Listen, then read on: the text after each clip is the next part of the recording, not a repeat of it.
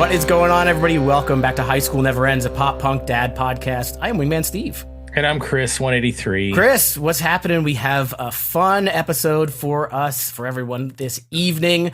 We're doing a quick hit episode with a band that you guys might know, and if you don't, you're going to have to check them out.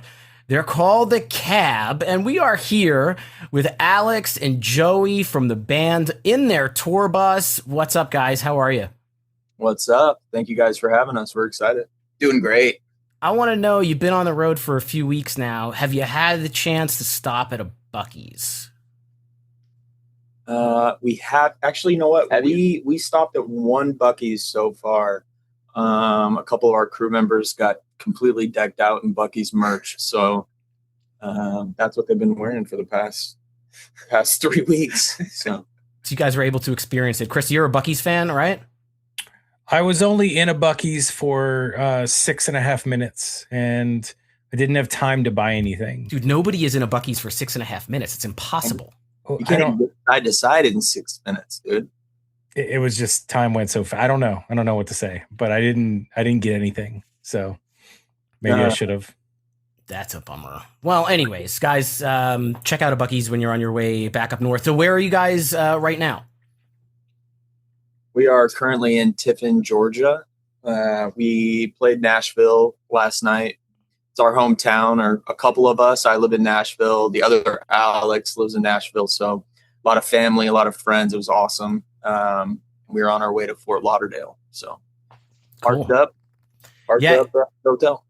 You guys are wrapping up this tour here. I think you're coming in my hometown maybe next week. I think you're coming to Philadelphia to play the TLA very, very soon. So that will be cool. I'm curious. So you guys had a long stretch in between albums. It was about 14 years, right? What was it like kind of coming back and hitting the road? That's a lot of time to like not be doing that. What was it like to get back into that? Well, after we got done with our stretching, we entered into our rehearsals in our mid-30s now. I would say the hardest thing is just realizing that our bodies aren't 18 anymore.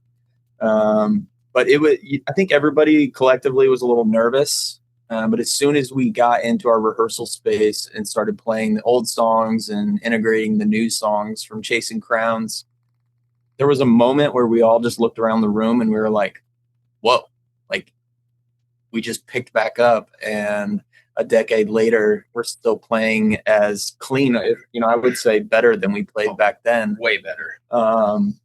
It just felt good. Everyone was smiling and just happy. And I think, we started touring when we were 17. Like my parents signed my record deal for me because I was a minor. So it's the maturity level. A lot of us are married.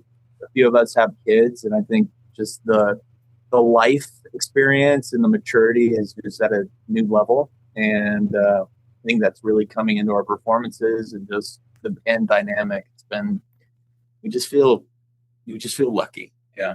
I just want to add, there's like a really unique human experience to have where you reconnect with someone that you grew up with, and you're not just reconnecting, but you're like living with them again in a very tight quarters, like a bus.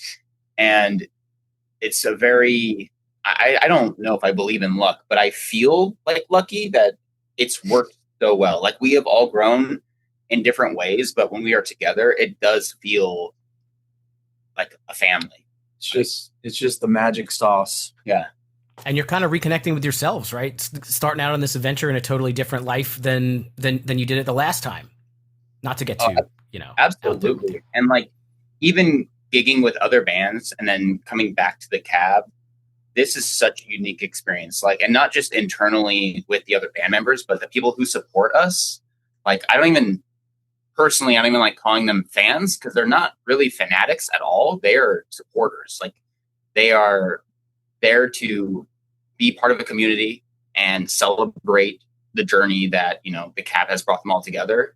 It's like our meet and greets are wildly beautiful, what people share with us and how brave they are to share some of these really vulnerable stories. So it's really wild experience. Yeah, a lot of the fans, especially at meet and greets and just across all the shows, there's so many stories that come where they're like, we met our best friends at your show 10 years ago, and they were the best man or best girl in the wedding. And it's all because of this show. And then another really cool thing that's been reoccurring is old fans now have kids, and it's like the next generation of Cab fans that are coming. Last night, there was a really young girl with her mom, front row in Nashville, and she was singing every lyric. And I was like, holy crap, man. It just, the music is just connecting. So yeah, that's really cool. And I'm the type of person that likes to go and back and think about like where everything started, because, and the reason I do that is because people see you guys and other bands that have been successful as, these guys are rock stars. They made it. And so, but you said it, like you were 17-year-olds at one point in time. You made the jump. You decided I'm going to do this, but it's hard unless people know your story, they don't understand how that happens. It's like one day, what do you just decide? I'm going on the road, and then you make it big. So kind of want to go back to the beginning and think about like, first of all, how'd you guys get together? And it Fueled by Ramen was who you guys first signed with, or was there more to the story? Okay. So why Fueled by Ramen, I guess, is the next question. Yeah. So we started in high school. The Cab had their like original lineup when they were just developing. I was in a competitor band, and we played a battle of the bands in high school, and we ended up merging groups. And that was kind of the birth of the lineup that got signed with Fueled by Ramen. We recorded a couple demos. We had a CD at a concert, and at the time Panic was like not at their peak. They were just blowing up. And we gave them a CD. They were at the show, and a couple days later, they called us and they were like, "We have a cabin outside of Vegas, up in the mountains. We want you to come, and we just want to see how you guys are. We want to get to know you." And within a month, we ended up signing with Fueled by Ramen, and the connection was Panic was in the same world as Fall Out Boy, and the same management company and same labels, and it just started getting pieced together. So we went to the Palms. I'll never forget this. We went to the Palms in Vegas, and Panic made the intro, and Fall Out Boy was there. Gym Class Heroes was doing a video shoot at the hotel, and everybody was there. All of Fall Out Boy, the management, and Pete walked in from Fall Out Boy and was like, "All right, play a couple songs. Let me hear it." And we played a couple songs. Who does he think he is? Lorne Michaels? Like, yeah. do your set. I'm not going to laugh. I'm not going to sing along. Do it. Yeah. So we played a couple songs, and it was just silent. It felt like minutes. It was probably seconds, but he just looked around and he said, "All right, sign him." And then he walked out. Wow. Like, holy shit. And this was the day before high school exams. Wow. So at that point, I was like going down my final exam the next day, and I was just like B all the way down. And then at high school graduation, we ended up leaving on the road just the next day. Wow. So there was no warm up period. It was just like pick them up and drop them and ship them. So yeah, we were kids. It's incredible. It sounds like almost like a reality show, but it's real life, and it's what you guys went through. Yes. Talk about, so between back then and now, whether it's the same or whether it's different. For our fans that may not know the Cab, talk about kind of the sound, and we're going to play a song off of Chasing Crowns, brand new record that just came out in April. But kind of talk about the Cab is for fans of, they say. Is it very Panic at the Disco? Is it very this? Is it very that? What do you guys kind of feel? And if you don't want to put a label on it, I certainly understand, but just want to kind of give an overview. So each member of the band has completely different tastes in music. And when we make music, we don't put ourselves in like, here are the 5 instruments we need to use. We can only use these. Like, we really lean into fusing each other's tastes into the music. We've been having this bit in our sets on this tour where we're talking about an article that was written by a magazine that called us a boy band with guitars. Okay. And I think that they thought that they were, spiting us and kind of making fun, but it actually was like, yeah, that's kind of what we're doing. It's piano based rock with guitar riffs and boy band melodies and boy band harmonies, and that's kind of what we own. Why did you adopt that sound though? Were you into that kind of music in I guess you're definitely younger than me, but late 90s boy band stuff and pop music of the early 2000s, like were you guys into that, or were you into a mixture of different things? I know you said everybody has different tastes, but curious. So Alex is into obviously the boy band music, like it's fused into his vocals and his harmony choices. He's got a great voice.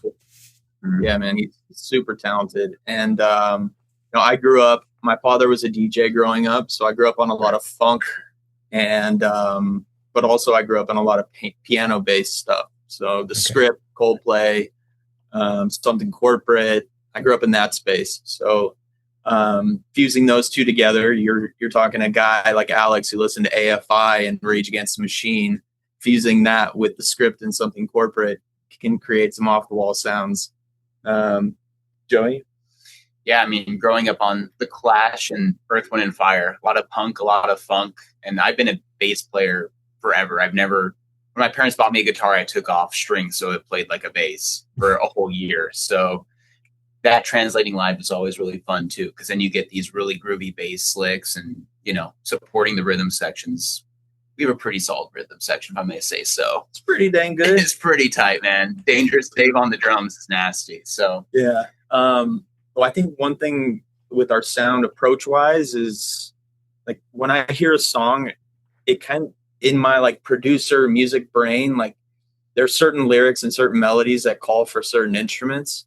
So like going through our record, like I Hate Your Guts specifically, it's like that's leaning into the pop punk world. So it needs to be colored musically. It needs to be colored like that. And further in our record, like you have a song called Tears in Reverse. And that to me, when I heard the melody originally, when we were writing it, I was like, this is an uplifting emotional song. So it needs to be paired with piano. It needs pads and strings, and it really needs to evoke that emotion. And every song we approach with a clean slate and just color it for what it's calling, in our opinion. So there's no boundaries as to where we can go with the music. We just color with what we feel.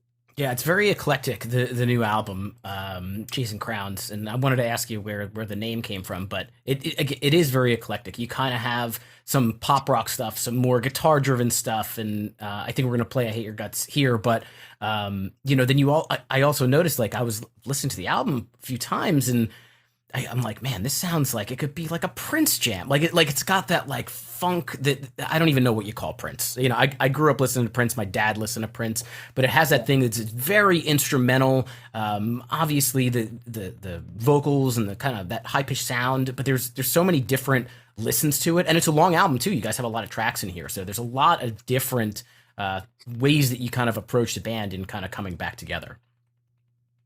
Yeah, it's going to the name.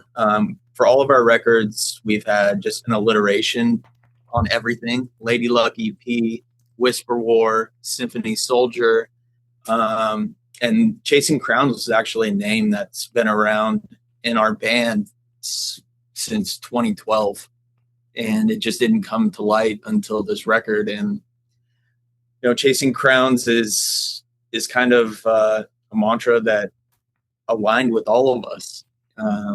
We all, when we went on hiatus and took a break, we were all still sharpening our skill sets musically, but we were all chasing different adventures and creative passions that each of us were drawn to. But when we came back, and on the cover of Chasing Crowns, you have the Kintsugi art, which is something that's broken and you're putting it back together and making it more beautiful. I know what Kintsugi is now, because Fall Out Boy had a song called The Kintsugi Kid, and when we talked about that album, I had to look up what the hell that is. So I'm glad now I know exactly what you're talking about. Go ahead. Sorry. Yeah. So that was it just felt like the right time and the perfect name for for where we are as people now and in our journey. So What do you think? Here's an off the wall question for you guys.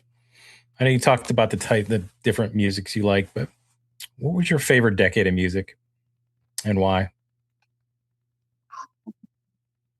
And it doesn't have to be when you were alive. I mean, if you say the 50s, and fine, like that's up to you. But It's a hard hitting question. what was the Cameo era? Was that the 70s or 80s? Cameo? Cameo, was that 80s? I gotta feel like that was the 80s. Yeah. 80s were pretty good. I mean, I don't know. Like lately, for me, it's been a lot of 70s, a lot of funk, a lot of Brothers Johnson, Thunder Thumbs has been a big inspiration. And before the tour, I'm a pretty big nerd when it comes to like how do we want to entertain during the show and not just rip it and know our parts. So like watching the stage presence of a bunch of disco bands and funk bands from the 70s has been inspiring for me, even to my like what I'm wearing on stage with bell bottoms personally and stuff like that. So I would say the 80s were the most influential, like in my childhood growing up with my pops. Like, It was playing on his first gen iPod over and over. So it went in fire on repeat. Yeah, just like, dude, hell yeah. Can't get away from the nostalgia. I honestly, like, if you were going to ask me that question though, guys, I probably would say it would change. It would change so often. Like there's times where I'm all 90s. There's times where I really get into stuff that's early 2000s. I mean, it just depends, right? And sometimes I just want to hear 70s Billy Joel. I don't know. Like it just depends. Is that when you're at the Catalina wine mixer? That's 80s Joel. Sorry, that's 80s Joel only. Yeah, music is a lot like food, right? Like I love sushi, but I don't know if I want to eat it for every meal every day for the rest of my life. Yeah, right. You've had sushi 3 times today. Okay, anything but sushi. Most of the time, then. Yeah. Apologies for bouncing like to and from things, but Chris brought something up that I wanted to kind of follow up on. You guys started off on Fueled by Ramen, right? I as a non-musician, but somebody who talks to musicians, I get a little bit fascinated with like record label shit, right? So you guys were on Fueled by Ramen, and then afterwards you kind of went independently and you released your own stuff. Now the Chasing Crowns came out on the Cab record, so I assume that's you guys, that's your outfit, correct? Yes. Yeah. Currently, it's a complete independent operation. So talk about like the decisions to. I don't know what happened or whatever, but to leave like pursuing like a record deal or a record label and just say, you know what, we're doing this ourselves. I'm always curious about these stories. Yeah. So the journey of the Cab started on Fueled by Ramen. We upstreamed to Atlantic, and I don't think all record labels are bad. I think that you can get bad deals. We ended up being shelved by Atlantic for multiple years where we couldn't put out music. We had all the music and we couldn't do it. So obviously that for us, that was a bad deal. It took a while and we were finally released, and Symphony Soldier was the collection of songs that we had. And I remember getting together with Alex and I was like, dude, how are we gonna put this music together? And at the time, we had a little bit of money that we collected together. And God bless my uncle. He helped us on the portion we didn't have to do that record. And we did it completely independently with the songs that they wouldn't put out, which was Symphony Soldier. And then that was the record that took off for us. Were they listening? Or were they just not even listening? I'm curious. Your guess is as good as mine. You don't even know. Yeah, that's man. Those are the stories. You don't know it. You don't know. You can only. You hope that when you're sending the emails out that they're getting listened to. But if their vision doesn't align with what you're delivering at that point, then you're at their will. So, it's a blessing in disguise. We did that independently, and it was the most successful record that we had up until then, and it really catapulted us to where we were able to get to. And then later on, we ended up signing with Universal after that record. Put out the EP with them, and then we went on hiatus after that. So that wasn't like we were stuck with them. We fulfilled the deal, and then we were out of the deal. So fast forward to now, it's just the independent. Like I wouldn't say that any artist should just go pursue a label. I think if anything, it should be the opposite. Let them pursue you, because you know, a label has the team and has the funds more than an independent artist, unless you're someone like Russ or somebody that is just catapulted independently. But labels aren't, in my opinion, labels aren't going to mold you into your true self. Like the only way that you can get there is yourself. So you finding out and being certain of yourself and your vision and, you know, your ethics and morals and all of it is like, that's what's going to take you there. And then the labels can come. And if you want them at that time, then you have the choice, but you don't need to pursue them.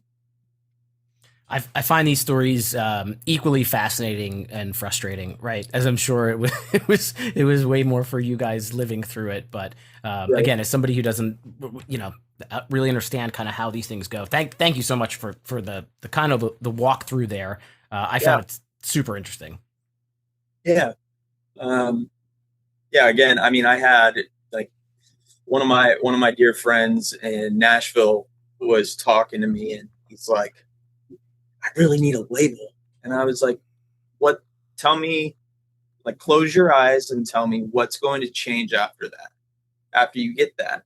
Because he hasn't put out a ton of music yet or anything like that, but he has this stigma that you need that. And I'm like, dude, you can go on a distributor and put a song out and have it out in a couple weeks. Like, you just need to be putting out music. And, you know, the social media is so powerful now that you have the free resources to get your music out. So, again, I don't think labels are a bad thing. I just think that you have to push yourself to the level that you're trying to get to, and just let them come after you and get a deal that makes sense for you. Is that a factor of 2026 versus 2008? Because would that have been the same opinion back then? You know, do you feel like you needed a label in 2008 versus now, based on the way things are now with social media and streaming and that sort of thing? I think it would have been a different opinion back then, because, you know, we were a Twitter, MySpace, Pure Volume, Tumblr era band, when it was, what's the single going to be for radio, not what's going to go viral on TikTok. Yeah, correct. So I think that just changes with technology and time, but it's shifted, but still being aligned with like your true creative self, like that's never changed. Do you guys like the way things have shifted? Do you find yourself feeling like, yeah, this is cool, or man, I kind of like the way it was? We get different answers to that question, and I'm curious what you guys think. But I want to piggyback on your question too before you guys answer. Is, you know, 2026, you guys released a full record of music, 18 songs. Like, you know, the way of short attention spans is just to like consistently put out a song every couple of months. And to again add on to Chris's question, you know, how do you guys feel about like how music releases are and how important an album of work is? First thing on that question, you were asking, what was the first part of the question? I'm sorry. Chris, that was your part. Oh, my part? Yeah. What was your first question? I'm sorry. I don't remember what I asked. I don't know. Steve distracted me. You kind of said no. I was. Here, I'll answer the second one, and you can get that one. I'll get that one back in my head. Yeah. I think the Chasing Crowns is a collection of work. We started doing that in 2019. Would have come out sooner, but COVID hit and, you know, kind of stalled not just the music but everyone's life.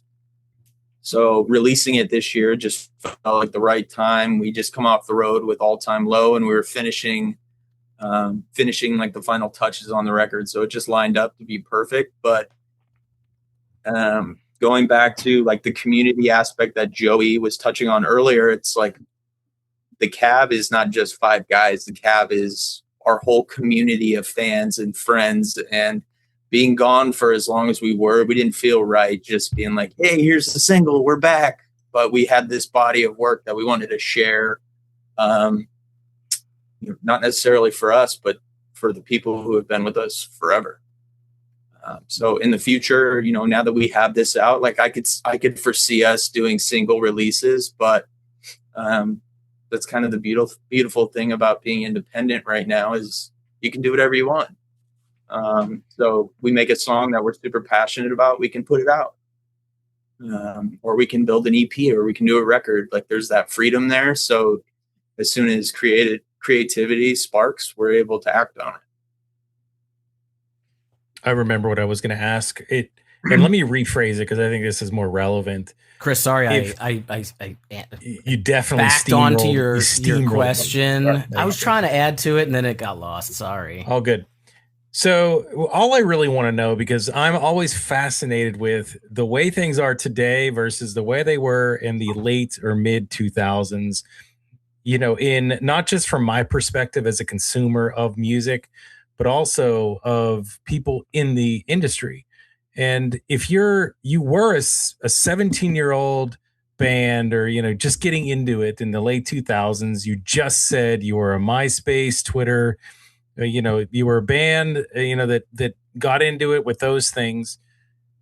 Think about if you were that band now getting into music, like if you guys were just starting now, like what I want to know is, do you think that you would have liked that better if you were a band just getting started now with the way we know the world is and the way the music industry is and the social media and the interaction of Twitter and TikTok and everything, versus then where you had MySpace, but I think that you still had a lot of physical media.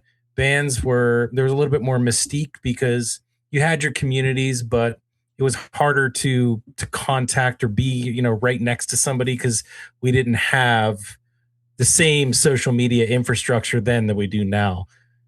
I kind of want to get your thoughts on that. Yeah, I mean, it's also, the question is great because it's multifaceted. Like, it's not just technology on how you can communicate your art, but it's also the tools that are readily available to you. Like, you can get Logic now and cut a demo in an afternoon if you have it refined enough. And then literally, if you wanted to, you could just post it the next day on TikTok, make your own music video on your phone. Like, you know what I mean? Like, so the start to finish is a lot different now than it was even 7 years ago, let alone 10, 12, 14, 20. You know what I mean? So like the difference of social media now is there's way more power. There's a way more noise. There's a lot more art out there. A lot more things are going viral. But if you're somebody that just wants to make something and share it with the world, you have the tools closer to you than you did.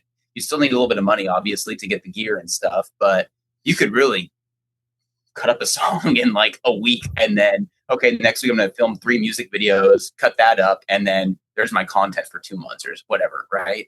Like, it's just so different. I don't know if it's good or bad. It's definitely more noise to cut through. You know what I mean? Like, there's so much saturation with social media, and like attention spans, like you were mentioning earlier, are shorter. Yeah. So finding those hooks, finding those story elements to get people's attentions, it's a fascinating challenge if that's something you're into. Going off of that, like I think now it's easier to get your stuff out and get it seen. God willing, the algorithm blesses you. Yeah, but it's easier to get it out, but it's harder to get hooks into ears because there's so much. Sure. I'd say pros and cons for sure. But what was so special about that early 2000s pop punk is we didn't have a lot of that. We had some of the websites, but there was this deep connection to that genre of music that still, it's like when people found bands back then, it had this feeling of like, I discovered this little gem.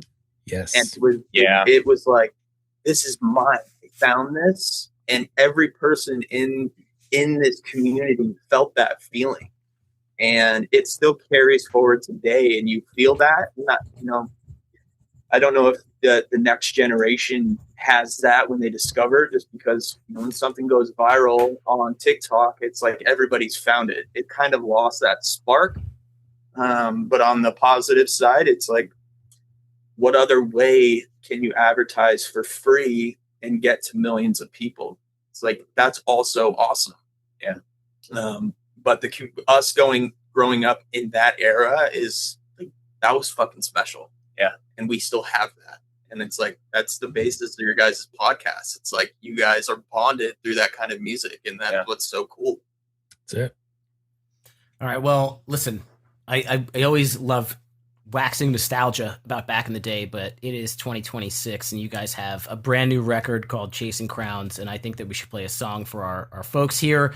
We're going to play I Hate Your Guts. Do you guys want to give any background information to the song, inspirations or anything before we hit it? Yeah, so this was an early 2019, 2018 song. One of the first ones that was kind of just in the back catalog of the record.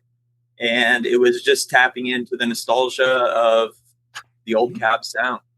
Guitars, rock guitars, you got the 4 chords pushing through with a good pop hook. Tongue-in-cheek, paired with a big hook that's easy to sing along to. So it just felt like it was nice to throw it back on that record. Awesome. All right, guys, let's listen to I Hate Your Guts all together. I hate your guts, you hate mine too. So why do our tongues seem to be super glued? And I hate your friends, you hate mine too. So why can't I keep my sick mind off of you?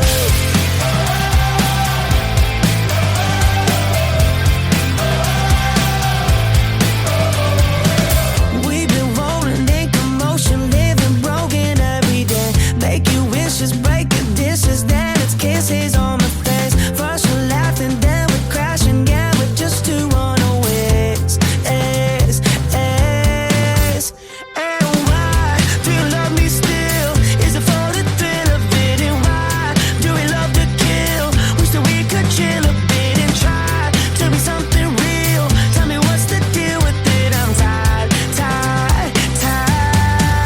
because I hate your guts, you hate mine too. So why do our tongues seem to be super glued? And I hate your friends, you hate mine too. So why can't I keep my sick mind off of you?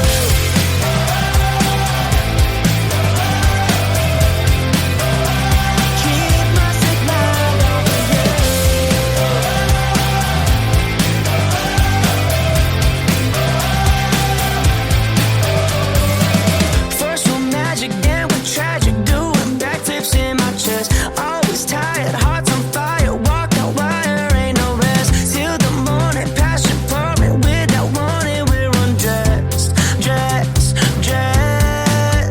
And why do you love me still? Is it for the thrill of it? And why do we love to kill? Wish that we could chill a bit and try to be something real. Tell me what's the deal with it? I'm tired, because I hate your guts, you hate mine too. So why do our tongues seem to be super glued? And I hate your friends, you hate mine too. So why can't I keep my sick mind off of you?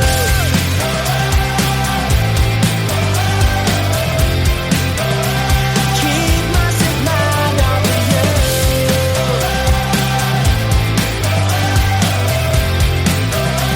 Keep my sick mind off of you.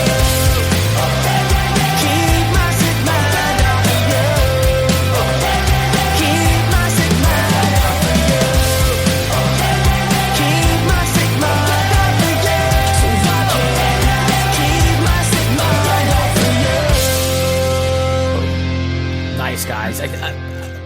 What I like about that song is it walks the line of like the pop punk and kind of the pop, right? You've got the catchiest elements of a pop punk song.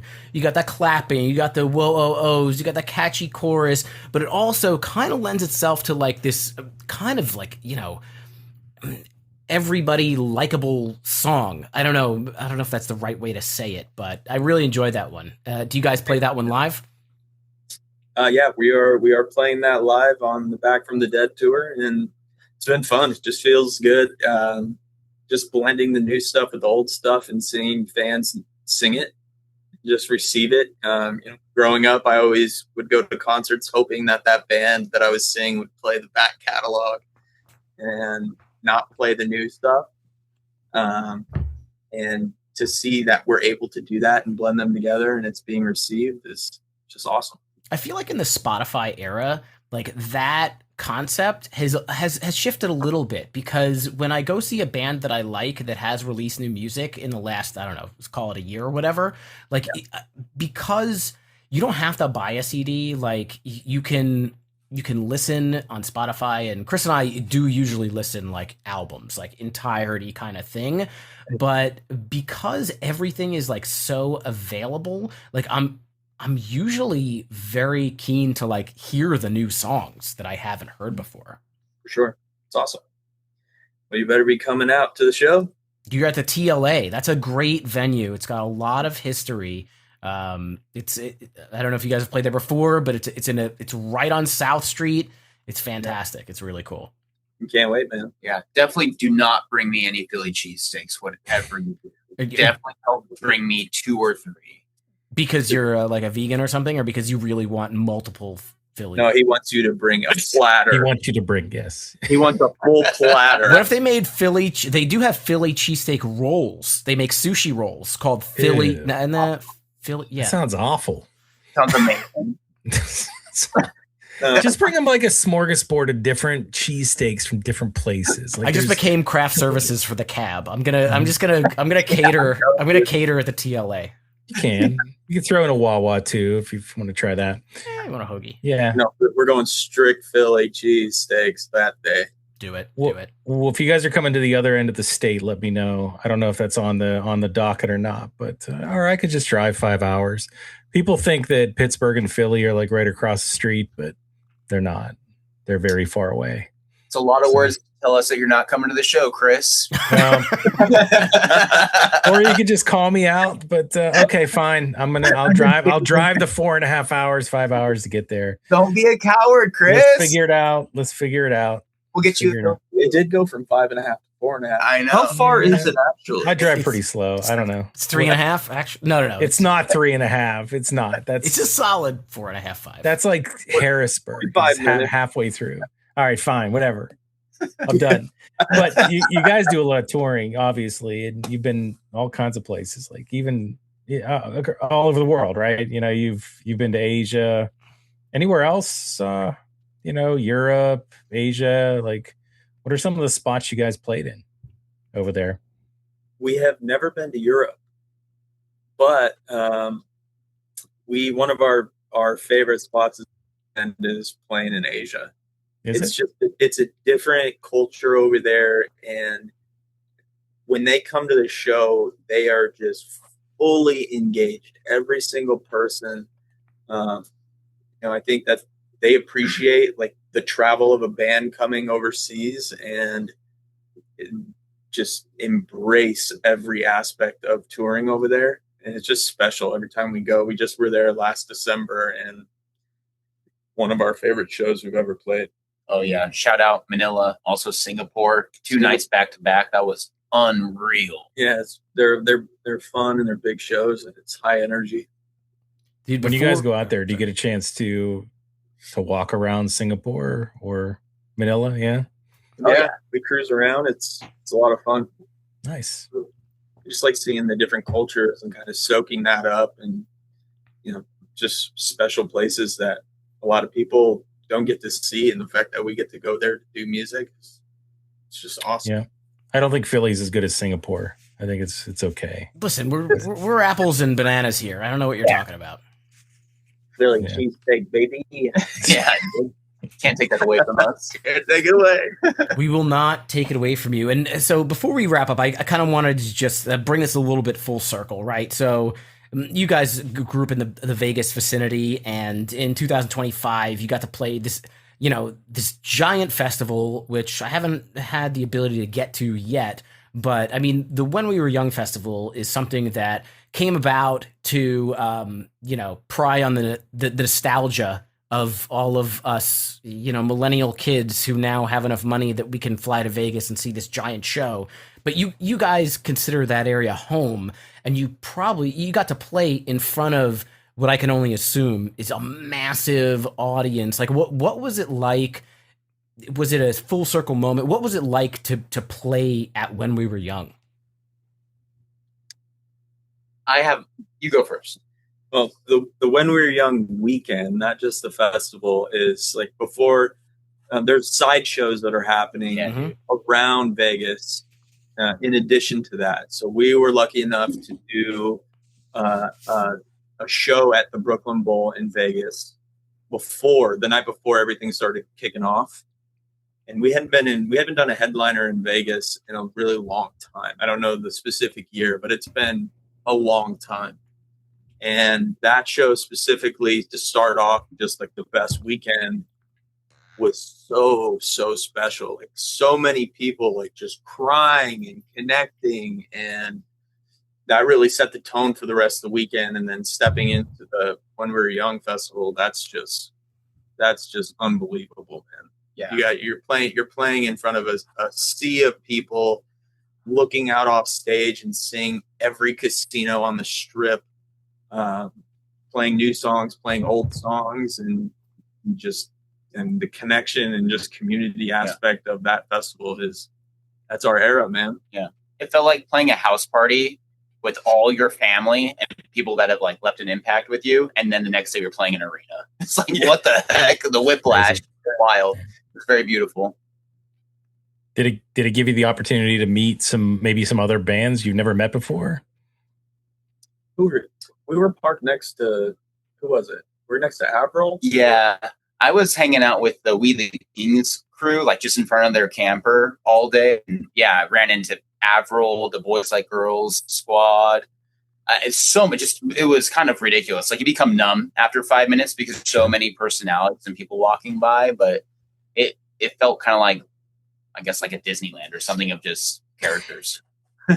My highlight was Avril Lavigne had a cornhole set up for beanbags outside of her bus, underneath her awning in like her Lux bus, and I got to throw one. So, and it was like Avril Lavigne branded cornhole set. So I just got. Did you Did hit you it? play against Avril Lavigne or no? No, I wish. No. I want to know if he hit the cornhole. There was no one there. You snuck that in. I snuck it. You? Yeah, it was me. I snuck it in. I played by myself. I didn't sink one, but I landed on the board, so that's a win for me. Alex has that Avril branded like beanbag in his pocket. Like, that's you stole it, didn't you? Yeah. For sure. It's your pillow. She's not listening to this show, so don't worry about it. She's not listening. That was my first time telling that story. But yep, it was me. That's awesome. Well, awesome stuff, guys. We always end the show with something we call ranking it. Obviously, it's ranking things, but I think the one that kind of stuck out to me, it had nothing to do with our conversation at all, but we know that you guys did a cover actually on the album Punk Goes Pop 2, where you covered Great series. Disturbia. You put your hands over your face. Is that something you don't want to talk about? What? No, that was the joy. It's Joey's That's cool. favorite song. So what I want to know is rank in order 3 songs, 3, 2, 1, that you would want to cover in the future. Ooh, that's really good. I think everybody would have different ones, but we are doing a cover medley on this tour that we're on right now. And last night in Nashville, we had Chris Kirkpatrick from NSYNC sing it with us. You just spoiled it. No way. Oh I was shit! all right. I know, but you spoiled like what the medley consists of. He could be singing The Weeknd. True, dude. You still don't know. Not wrong. Man, I think everybody would have different picks for that. I'm not sure. I would do a Michael Jackson cover. Well, you guys got to each do it. That's the segment. You guys got to each give us the songs. I would do. I'd probably do "Bad" by Michael Jackson, "Not Bad" by The Cab. Okay. What would you do? I think we would destroy Britney Spears Circus. That'd be fun. I would do that. That'd be sick to kind of like, how could we tackle that one? And that's not like one of those like Britney Spears songs that's like the one everybody knows. That's like the little bit of a deeper song. Right. Yes. You don't want to do Toxic? Okay, can we do 2 Britney Spears? Like a Britney Spears medley now. Yeah. You guys are supposed to do 3 total, so you got some more to go. Circus is pretty good. It's a pretty well-known hit, though. Like, come on. Where's your Britney Spears knowledge? It only went diamond, not double diamond. Yeah, for real. For Britney, it's mid. What for one be? Make it weird. Awesome. I'm gonna go back to my roots. I'm gonna say Augustana, Boston. That's pretty good. Honestly, dude, if we could tackle like Boogie Wonderland by Earth, Wind, and Fire, that would be wild. All right. So Augustana, Britney Spears, and Earth, Wind, and Fire. As the encore. Eclectic. Yeah. I like how you guys If- like went backwards in time, kind of. If I make the trip for 6 hours out to Philly, then I better hear Earth, Wind, and Fire. That's all I got to say. Do you guys have any favorite cover songs? We actually spent an entire summer where we talked about the Punk Goes Pop or Punk Goes series, which are all different types of genres. Do you guys have any like favorite cover songs that you could share with us? I don't think this counts, but Alien Ant Farm That kind of counts. It counts. count. Okay. Why would that not count? I mean, because it's like, I don't think it's like on one of those albums, right? But like, dude, their version, like how they that's what's so beautiful about covers is when the artist takes it and makes it their own, but you still it still translates, right? Yeah, that always hits home for me. This isn't in our genre at all, but this artist named Lennon Stella has the most beautiful, like silky voice, and she did a cover of Time After Time. And again, it's definitely not in our genre, but it is so good. So shout out Lennon Stella. And I encourage everybody to check out Disturbia by The Cab on Punk Goes Pop 2, because that fucking rocked. That was a fantastic cover on that record. Very good series, and all of the above. Agreed. Yeah. Guys, thank you so much for joining us. We have The Cab, Alex and Joey that are here. They're wrapping up their tour right now, which is called Back from the Dead. They have a brand new album, which is called Chasing Crowns, which can be listened to on all of Spotify. Guys, anything else that you want to share with or plug before we wrap up? Yeah, we have 9 more shows, I believe, on this tour. We're just getting up from Florida all the way up the East Coast. So check out the dates. And we're excited to play for everybody, and appreciate you guys for taking the time. So nice meeting you all. Thank you too. Thank you. What's the Instagram or the website where they could find the tour dates for the cities? Yeah, so on our website, it's thecabband.com. All tour dates are listed there.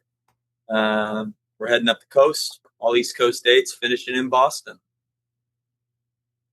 Awesome. Well, hey, once again, I want to thank you personally again for coming on the show. And hopefully everybody out there that's listening, you guys enjoyed our conversation with The Cab. Go check them out and check us out too. We have a website, www.hscitypod.com. From there, you can get to our shop and you can check out all the cool things we have there. And then also check us out on Spotify and or iTunes, whichever you have. Maybe you have both. Give us a rating and maybe a 5-star review if you really enjoyed the show.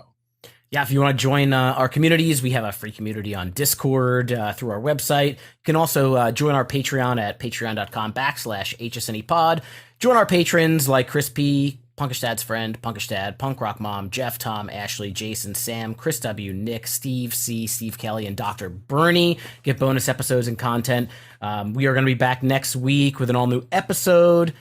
Alex and Joey, thank you again so much. Enjoy the rest of the tour. Until then, keep on rocking your dad bods, throw up your rock hands, and blast the pop punk.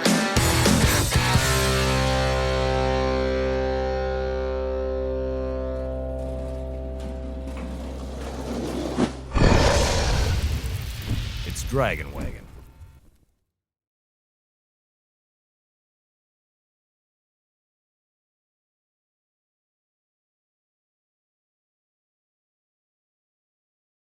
Chris, so excited to see you at the show as well, man. Thanks for coming all the way. Yeah, Chris, really appreciate you taking that drive on. It's on the record.